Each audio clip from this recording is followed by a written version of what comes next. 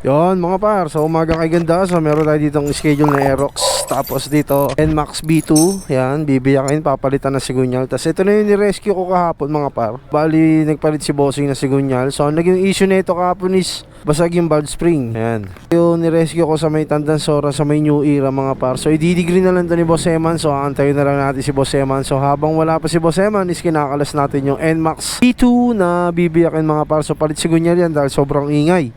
Dito is yung NMAX B2 kahapon is buo na siya. Ayan, by Kuya Rans. So ito yung NMAX B2 na ginawang 200cc mga par. Kasikasuhin na natin yan dito sa shop mga par. So dito na si Boss Eman. Ayan, no? Good morning. Ayan, so asikaso na, let's go. So NMAX B2 mga par, 200cc. So papanda rin natin. Ayan. So kung makikita nyo is G Racing na block, tapos G Racing na head. So start natin yung 200cc mga par. Ayan, maandar na yung NMAX B2 na 200cc. Pakita ko sa inyo yung mga pinagkakabit namin dito. So syempre RS8 na throttle body na 36mm, tapos G Racing na block na 66, tapos syempre G Racing na head na 2023. Ayan, so buo na, umaandar na. So bali kakabit na lang yung mga flarings nito, tapos syempre braking yan mga par. So dito Aerox B1, ayan, so magpapalit lang siya ng cam bearing. Ang kumanahan niya na si JM, tapos si Cutie Boy ang kumanahan ng NMAX B2 mga par. Ayan, so sa mga single girls dyan, ayan, si Cutie Boy. Si Kaso.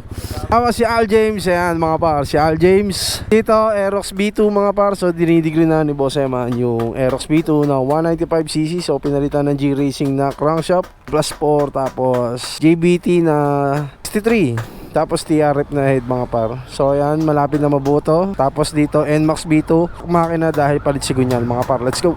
Aerox B2 mga par. So ayan, naikasan na namin yung makina dito sa chassis mga par. So nandito si Boss Andrew at si Kuya Rans. So yung motor ni Kuya Rans is okay na. So ikakabit na lang yung pipe dahil ipaparitubo. Tapos si Jetro, si Boss Andrew at si Boss Eman mga par. So testing natin yung Aerox B2 na 195cc na plus 4 sigunyal, JBT na block, tapos TRF na 2023 mga par. So test fire tayo ng 195cc. Let's go. Yon, ayan mga par. So bali umaandar na yung 195cc. So bibirahin lang natin ng konti. Siyempre may konting braking niya mga par. Ayan o. So yung naririnig nyo dito yung sa breather. So tatakpan natin yung breather. Ayan. So tignan natin yung langis. Kung meron bang madaloy na langis. Ayan o. O diba? Meron. Ayan mga par. Siyempre ang asikaso na lang dito is itong NMAX B2 at Aerox B1 mga par, na kay Jetro. Ayan o, bossing Jetro. So daming asikaso tayo dito sa Jeg mga par. So hanggang doon na sila Bumpy. Ayan mga par. So bali asikaso na dito ni Bumpy. Ayan. So si Bumpy is ball race. Ayan, Bumpy, ano ginagawa mo dito? Ball race. Okay na yan? Tipos tsaka repack. Okay, so repack tsaka tipos mga par. So MIUI 125, let's go. So ito yung NMAX B2 mga par. Ayan, so papakita ko yung block kung ano yung naging problema. So nagkaroon siya ng tama. Ayan o, may mga hairline. Ang dami o. Ayan o, ang lala nung exhaust. O, kitang kita rito, diba? Ayan o.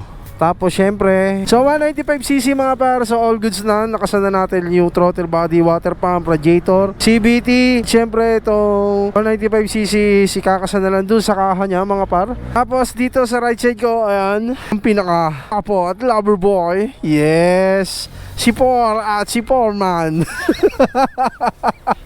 Ayan mga par.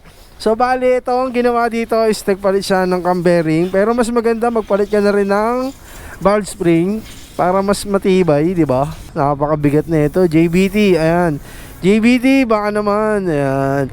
So ang daming asikaso ngayon dito mga par. So ayan si Al James. Ayan mga par. So abangan nyo ito pag natapos na mga par. Let's go. So yung Aerox B1 mga par is all goods na. So 221cc. Ayan mga par. So titignan natin yung itsura ng loob ng U-box na ito dahil yun o. Ayan, mga butas-butas. Yan, so naka-down drop na rin siya mga par. Tapos syempre testing natin yung Aerox B1 na 221cc mga par. Start, ayun o. Ayun, Maandar na mga par. Yun lang, NMAX B2 stock engine. So ito na yung pinakauli. So stock pa rin to mga par. Yun lang, maraming salamat sa lahat sumusuporta sa Jack. At syempre lagi mag-iingat. Peace out.